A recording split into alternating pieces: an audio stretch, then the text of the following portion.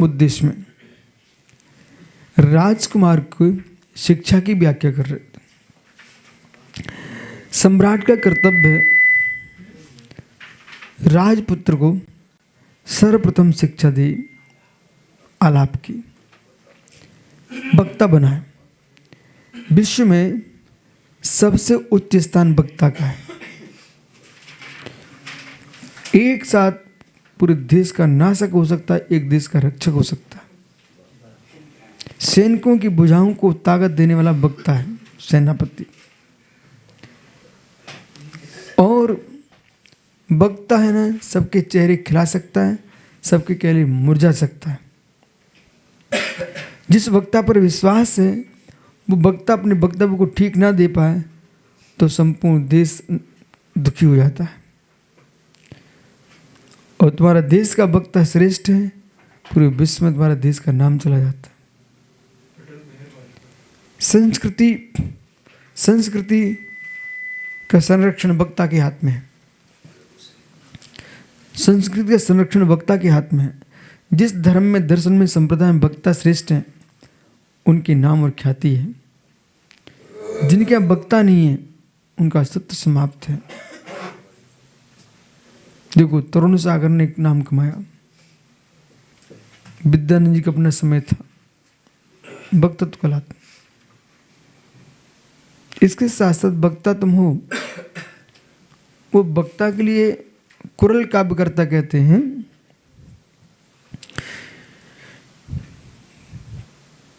जंगल में खिला सहजदल कमल किसके मन को लुभाएगा? कौन देखने वाला? परंतु राजमार्ग के सरोवर में खिला कमल सबके चित्त को लुभाता है। इसी प्रकार से तुम वक्ता हो, पर तुम्हारा स्थान एक छोटा सा गांव देहात है, एक 50 गली में बैठा है वक्ता, तो उसका अस्तित्व वो गली जैसे छोटी छोटी हैं, उनका अस्तित्व वैसे ही छोटा रहेगा। वही वक्ता दिल्ली की लाल किले पर आए, बड़े बड़े मैदानों में जाए, विदेश जाए। डॉक्टर तो वही होते हैं, एक बार विदेश घुमाया तो देश में नाम ख्याल हो। आप अपने गांव से बाहर हो तो तुम्हारे गांव में भी परिचय, बाहर भी परिचय बढ़ता है। अपने गांव में ही हो तो गांव के मोहल्ले तक ही बाहर नहीं हो। समझ रहे ना? बड़े बड़े विद्वान विदेश जा रहे हैं, लेकिन कुछ नहीं, वहाँ कमरे में प्रवचन करके आते, लेकिन भारत में पता है कि भाई विदेश गए। वहाँ जनता ही नहीं है सुनने के लिए। कुछ लोगों तो कमरे में 4 लोग भी नहीं मिलते। वो देखते कि भाई क्या बोल रहे हैं, बोले समय बर्बाद आ रहा, फिर वो आते भी नहीं। 10 दिन खाना पीना खाओ यहाँ से, जाओ। जितनी बड़ी बड़ी सिटियों में लोग जाते ना वक्ता बन करके, उनको हम पता करते तुम कितने लोग सुना के आए हो। बोले कुछ नहीं, बम्बई में गए थे, एक मोहल्ले में एक मंदिर में कमरे में 10 लोग बैठते थे, रविवार को आते थे। तो मतलब जितना खुला स्थान, लेकिन वहाँ भी जाना होगा। उन 10 लोगों के माध्यम से भी तुम बहुत जगह जाओगे। इसी प्रकार अच्छे अच्छे साधु महात्मा हैं, इन्हें हर देश की हर राजधानी में चातुर्मास होना चाहिए। भारत देश के प्रत्येक राज्यों की राजधानी में चौमासा होना चाहिए। क्यों? राजधानी में से कई नगर जुड़े होते हैं और श्रेष्ठ साधु रहना चाहिए। तो वहाँ के माध्यम से पूरे प्रदेश में और देश में तुम्हारा तत्व निर्णय जाएगा। लेकिन होना तत्व, लेकिन तुम अच्छे स्तर पर पहुँच भी गए, ऊट पटांग काम कर रहे, तो भैया तुम बिल्कुल नहीं जाओ, क्योंकि वो भी संदेश जाता है। क्योंकि राजधानी में सब लोग आते हैं। समझ रहे कि नहीं आप? नहीं, दिल्ली में भी बैठे कोई राज अच्छे ज्ञानी हो और श्री स्त्री से दूर रहने वाले हों, ऐसे वक्ता ही पूज्यता को हासिल करते। तुम अच्छे वक्ता हो और पहुंचते ही दिल्ली बम्बई में पहुंचे, बस श्री में लग गए, तो लोग समझते कि यहाँ पर सब पैसा कम मंगाने के लिए आते हैं। आसाम गुवाहाटी के लोग तो यही बोलते हैं कि यहाँ त्यागी आते पैसे के लिए। तो उनकी श्रद्धा ऐसी बन चुकी है, उससे अब माना कि पीली दुकान चले गए, उन्हें भी दुकान खोल दी, तो नहीं। कभी भी किसी भी श्रावक से धन धरती के नाम मत बोलो। ऐसे साधु और ब्रह्मचारी त्यागी लोग अब सोचते कि अब स्वप्न में देखेंगे क्या। सारस्वत जी कोई मठ मत खोल देना। जहाँ तुमने संस्था खोली 100% आपको जगत से अपना शाश्वतपना छोड़ना पड़ेगा, अशाश्वत बन जाओगे। कोई भी छोटी संस्था खोलो आप, विकल्प ना आए तो हम लिख के दे दे लाओ। इसलिए कोई संस्था नहीं खोलोगे तो सारी संस्था तुम्हारी होंगी, सारे लोग तुमको मानेंगे।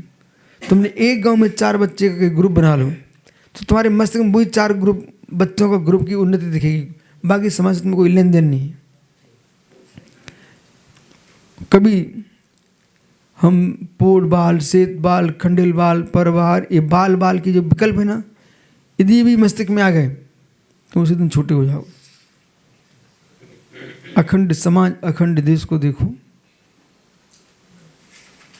सारे लोग को देखोगे ना तो तुम धर्म के प्रभावक हो। मस्तिष्क में ग्रुप छा गया ना, वहीं उन्नति समाप्त हो जाएगी। ग्रुप नहीं आना चाहिए, बिल्कुल ग्रुप का मोह मत करो तो बहुत आनंद आएगा। अब तो हम साधु हैं ना, हम तो सबके ना। किसी ग्रुप का आप मान बन भी जाओगे ना, आपका जीवन तो सबके आहार करती है। आप तो अखंड जैनत्व का विचार करने वाला है साधु, देश का परम साधु बन सकता है। राजा के समान, क्योंकि आज व्याख्या राजकुमार की है ना, तो राजकुमार को यही शिक्षा दी जाती है कि बेटे देश के अंदर सभी जातियां हैं, उन सबके प्रति आपकी दृष्टि एक सी होगी, तभी तुम देश का विकास कर पाओगे। परंतु जो गुड़ी लोग हैं उनको पुरस्कृत भी करना पड़ेगा, ये भेद भी करना पड़ेगा, अन्यथा देश में गुणहीनों की संख्या बढ़ जाएगी, गुणवान दूर हो जाएंगे। तो इतना भेद तो करना पड़ेगा। जिस क्षेत्र में जो ज्ञाता है उसको पुरस्कार करो। ये देश में ये पद्म श्री, ये दुनिया के पुरस्कार क्यों रखे गए? हर देश में रहते हैं, क्यों रहते हैं? प्रोत्साहन करने के लिए, प्रोत्साहन करने के लिए कि इनके गुणों की प्रोत्साहन हो तो और देश में गुणी लोग प्रकट होंगे। भारत रत्न कलाकारों को, शिल्पकारों को, साहित्यकारों को, सबके लिए पुरस्कार दिया गया है। दूसरी शिक्षा सुनिए आप राजकुमार की। पहली शिक्षा आलाप, तो राजपुत्र क्रियाक्षम हो। दूसरी शिक्षा कला में प्रवीण, क्रिया क्षमो, क्षमो यानी समर्थ। तो कला में प्रवीण, उसको बहुत सारी कलाओं का ज्ञान होना चाहिए। वक्तृत्व कला पश्चात समझ भाषाओं का, सर्वासु लिपिसु, संपूर्ण भाषाओं का, संपूर्ण लिपियों का ज्ञान होना, क्योंकि राजा को प्रत्येक देश में जाना पड़ता है, तो राजा को सारी भाषा सीखना चाहिए, जिससे कि जो बहुभाषा विज्ञ होता है ना, वो कहीं चला नहीं जा सकता, पराधीन नहीं हो सकता। नहीं तो दूसरी भाषा बोलने वाले कुछ भी बोल डालते हैं और फिर आप चेहरा देखते रहोगे। ठीक है, सामान्य जनता अपने देश में ही रहती है, उसको विशेष बाहर जाने की जरूरत नहीं पड़ती। लेकिन देश विदेश की बात है तो आपको राजा को करना ही पड़ती है, उनकी राजनीति का बोध करना पड़ता है। हमारे देश के बारे में क्या चर्चा चली, क्या लोग बोल रहे हैं, क्या समझ रहे हैं, ये भाषा के बल पर ही बहुत सारा ज्ञान होता है। तो सर्व भाषाओं का, सर्वासु लिपिसु, और संपूर्ण लिपियों का ज्ञान होना चाहिए। अब देखिए आप, इसलिए चामुंडा, बड़े बड़े जो सेनापति आदि हुए ना, संस्कृत में ग्रंथ लिखे इन लोगों ने, क्योंकि उनको सब ज्ञान था। सर्वासु लिपिसु प्रशिक्षाएं नहीं, तो समस्त भाषाओं की शिक्षा और प्रसंख्या, गणित शास्त्र का ज्ञान। जहाँ अक्षर काम नहीं आते वहाँ अंक से काम होता है। गणित बहुत महत्वपूर्ण विद्या है, लौकिक विद्या में गणित अत्यंत महत्वपूर्ण विद्या है। तो सच गणित का गणित पद प्रमाण प्रयोग कर्मणि भा, उसके लिए मालूम। फिर राजकुमार के लिए गणित का शास्त्र का ज्ञान, साहित्य, पद प्रमाण, नए व्याकरण, नीत्यागमासु और नीति शास्त्र, नित्यागमेशु नीतियों का ज्ञान हो, रत्न परीक्षायाम। अब तुम कोई भेंट देने आया राजा को, तो रत्न वगैरह सब ग्रहण करना है, तो ऐसा नहीं कि तुम्हारे लिए कांच दे के चला गया और तुमको ठग के चला गया।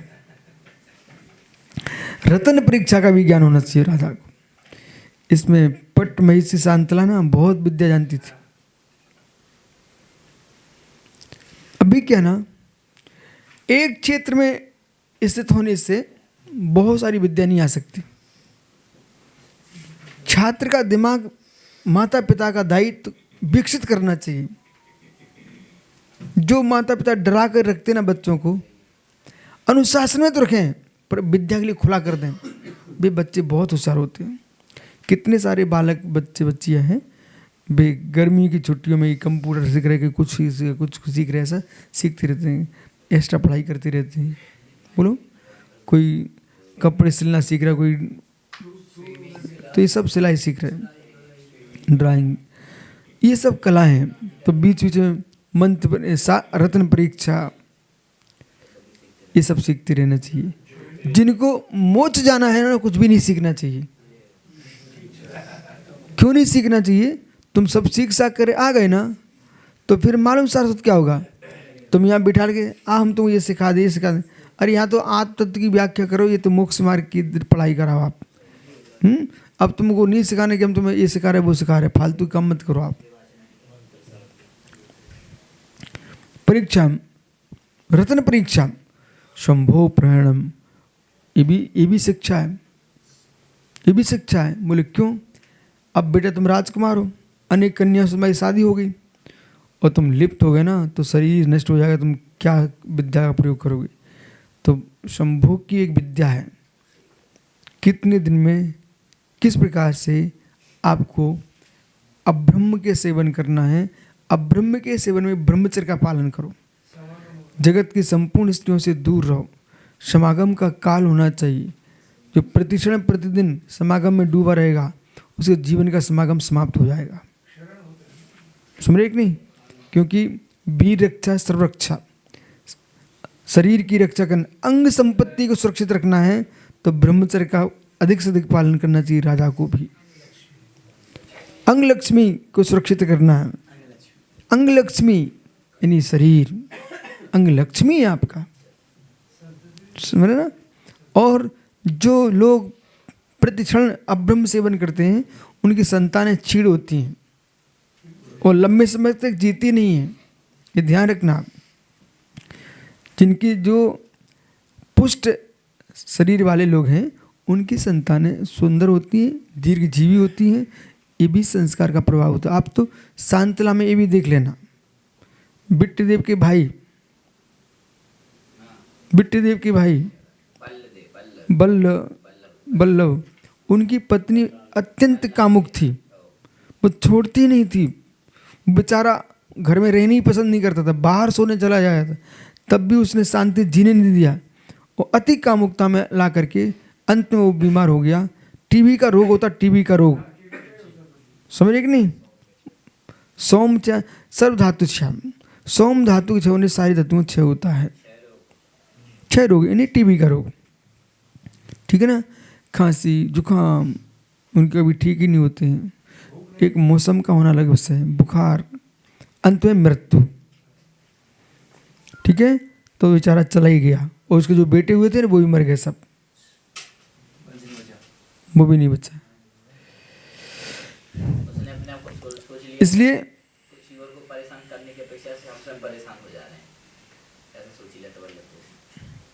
इसलिए संभोग प्रणोपाद विद्यासु, आज ये सूत्र पूरा कर रहे हैं।